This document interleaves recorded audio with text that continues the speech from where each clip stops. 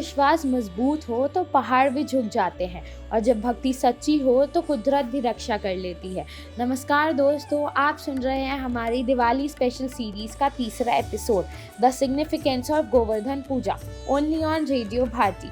मैं हूं आपकी होस्ट और आज हम बात करेंगे उस कहानी की जो सिर्फ एक पूजा नहीं बल्कि विश्वास और प्रेम की मिसाल है। एक ऐसी कहानी जहां एक छोटे से बच्चे ने पूरी प्रजा को बचाने के लिए पहाड़ उठा लिया। दिवाली के अगले दिन पूरे भारत में गोवर्धन पूजा मनाई जाती है। कहीं इसे अन्नकूट के नाम से भी जाना जाता है। अन्नकूट का मतलब होता है अन्न का पहाड़, यानी भोग का वो बड़ा सा पर्वत जो भगवान को प्रसाद के रूप में चढ़ाया जाता है। लेकिन क्या आपको पता है क्यों मनाई जाती है ये पूजा? आइए सुनते हैं उसके पीछे छुपी वो पुरानी और पवित्र कहानी।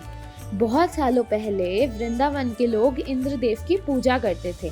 उनका विश्वास था कि इंद्र ही बारिश देते हैं और उन्हीं के आशीर्वाद से उनके खेतों में हरियाली आती है। लेकिन एक दिन छोटे कृष्णा ने उनसे पूछा, बताओ क्या इंद्रदेव हमारी मेहनत के बिना बारिश करते हैं? क्या हमारी गायें, हमारे खेत और हमारा गोवर्धन पर्वत बारिश के लायक नहीं है? उन्होंने कहा, इंद्रदेव तो तब खुश होते हैं जब हम धरती और प्रकृति का सम्मान करते हैं, तो क्यों ना हम गोवर्धन पर्वत की पूजा करें जो हमें घास देता है, पानी देता है और हमारी गायें पालता है। कृष्णा के कहने पर सबने इंद्र की जगह गोवर्धन पर्वत की पूजा की और जब इंद्रदेव को ये बात पता चली वो गुस्सा हो गए। उन्होंने बड़े जोर से बरसात और आंधी भेज दी ताकि पूरी प्रजा को सजा मिल सके।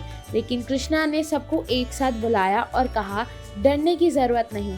उन्होंने अपनी छोटी सी उंगली से पूरा गोवर्धन पर्वत उठा लिया ताकि सब बूढ़े लोग, सब जानवर और सब बच्चे उसके नीचे शरण ले सके।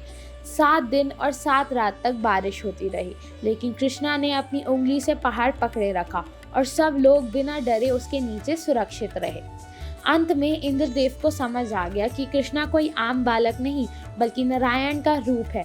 उन्होंने अपनी गलती मानी और आशीर्वाद दिया कि अब हर साल गोवर्धन पूजा मनाएंगे, प्रकृति और भक्ति के इस पवित्र संबंध की याद में। और तब से हर साल दिवाली के अगले दिन हम गोवर्धन पूजा मनाते हैं। लोग अपने घरों में अन्नकूट बनाते हैं, 56 भोग, ढेर सारी मिठाइयाँ, सब्जियाँ, खीर, पूरी सब एक साथ भोग के रूप में चढ़ाते हैं।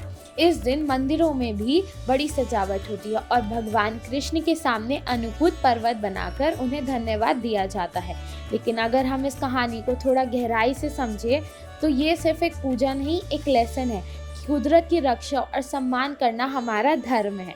कृष्णा ने हमें गोवर्धन उठाकर ये सिखाया कि पर्यावरण से ज़्यादा बड़ा कोई देवता नहीं। पहाड़, झरने, जंगल और जानवर ये सब हमें जीने के लिए दिए गए हैं। ये हमारे लिए एक आशीर्वाद है और जब हम उनका सम्मान करते हैं तभी हम सच में भक्ति की राह पर चलते हैं।